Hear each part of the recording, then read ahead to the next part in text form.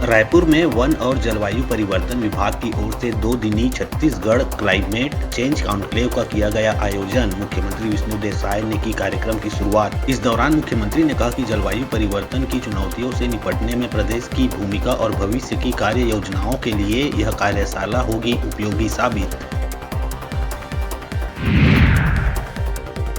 आज 1100 श्रद्धालु अयोध्या धाम के लिए हुए रवाना। इनमें अंतागढ़, कांकेर, नारायणपुर और भानु प्रतापपुर विधानसभा क्षेत्र से करीब 660 श्रद्धालु है शामिल। ट्रेन सुबह 7 बजे भानु प्रतापपुर रेलवे स्टेशन से अयोध्या के लिए रवाना हुई, जो बुधवार सुबह 10:30 बजे पहुंचेगी अयोध्या, जहां श्रद्धालु भगवान श्री राम के दर्शन कर 8 मार्च को वापस पहुंचेंगे भानु प्रतापपुर।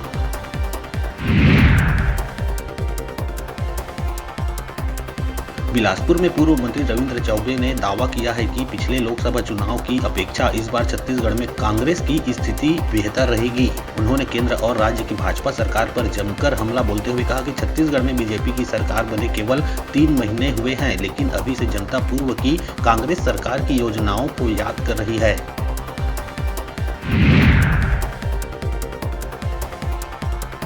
रायपुर नगर निगम में कांग्रेस पार्षद और जोन 2 के अध्यक्ष हरजीत सिंह होरा सोमवार को नगर निगम दफ्तर के गेट में धरने पर बैठ गए। वे जोन 2 के राजस्व अफसरों के व्यवहार से दुखी हैं। उन्होंने आरोप लगाया है कि अफसर टैक्स वसूली को लेकर पक्षपात कर रहे हैं। उन्होंने कहा कि अधिकारी रसूखदारों को छूट दे रहे हैं और गरीबों को लूट रहे हैं।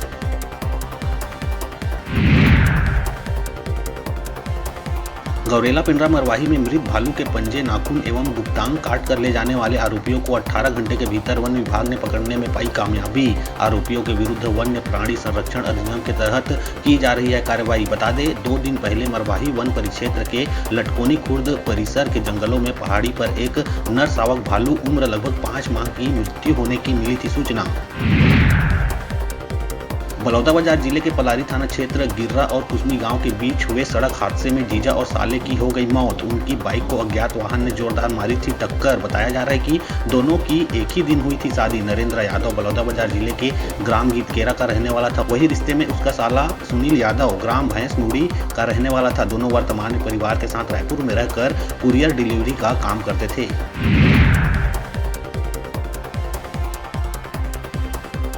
महासमुंद के सरायपाली में हुई 2 बड़ी चोरी के आरोपियों को एफआईआर होने के कुछ घंटे के भीतर ही पुलिस ने किया गिरफ्तार। चोरी के 2 मामलों में शामिल दोनों आरोपियों से चोरी के 14,06,000 रुपए नकदी, बैंक पासबुक व आधार कार्ड किया बरामद। दोनों आदतन अपराधी आरोपियों ने शटर का बिना ताला तोड़े अंदर घुसकर चोरी की वारदात को दिया था अंजाम।